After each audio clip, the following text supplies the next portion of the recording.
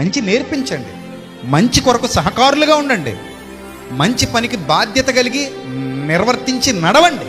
నీకోసం దీవెన ఎదురు చూస్తుంది, నీకోసం ఆశీర్వాదం ఎదురు చూస్తుంది, నీకోసం ఆయన సమస్తాన్ని సమకూర్చి జరిగిస్తున్నాడు, సిద్ధపరుస్తున్నాడు.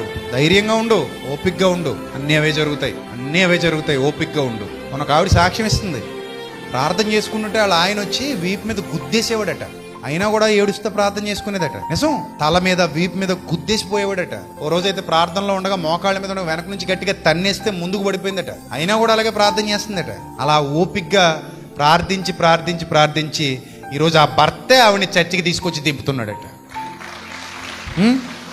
దేవుని కార్యాలు ఆలస్యం అవుతాయేమో కానీ నిరుపయోగంగా పోవు. జరుగుతుంది కార్యం, కానీ నీ విశ్వాసం బలంగా ఉండాలి, నీ విశ్వాసం స్థిరంగా ఉండాలి. ఆ విశ్వాసమే నిన్ను ఒక మెట్టు ఎక్కిస్తుంది. ఆయన విడువడు, ఎడబాయడు, అబద్ధమాడుటకు ఆయన నరుడు కాడు. ఆయన నిన్ను ఎంత మాత్రం విడువడు, ఎంత మాత్రం ఎడబాయడు. నీ ప్రార్థనకు జవాబిచ్చే దేవుడు ఆయన. కాకపోతే నీ నీతి నువ్వు కాపాడుకోవాలి, నీ యథార్థత నువ్వు కాపాడుకోవాలి. ఆయనకి నచ్చిన లక్షణాలు నీ దగ్గర ఉండాలి. ఆయన అప్పగించిన బాధ్యతను సక్రమంగా నెరవేర్చాలి, సత్క్రియ ఓపికగా చెయ్యాలి. అప్పుడు చూడండి ఏమంటాడో, విలువైన భూఫలము కొరకు కనిపెడితేనట కాచుకొనుచు దాని కొరకు కనిపెట్టును కదా, ప్రభువు రాక సమీపించుచున్నది కనుక మీరును ఓపిక కలిగి ఉండండి, మీ హృదయములు స్థిరపరచుకోండి. సహోదరులారా, మీరు తీర్పు పొందకుండా నిమిత్తము ఒకని మీద ఒకడు సనగకండి.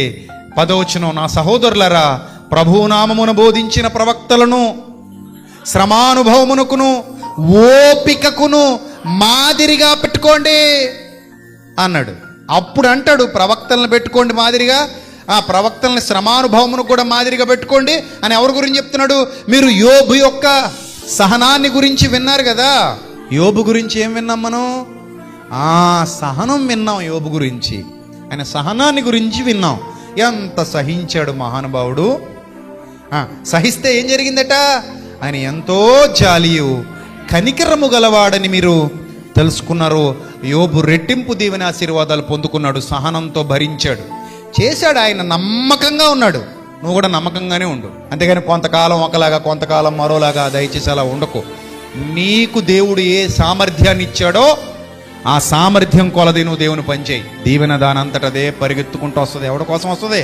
రావాల్సిందే దేవుని పిల్లల కోసం. ఆ దీవెన అది దేవుని పిల్లల హక్కది, అది నీ హక్కది. నీ కోసం రావాలా దీవెన? అది నీ కోసం ఆయన సిద్ధం చేశాడు. అదే రాయబడింది గ్రంథంలో. సమృద్ధిగా విత్తువాడు సమృద్ధిగా పంట కోస్తాడు అని వాగ్దానం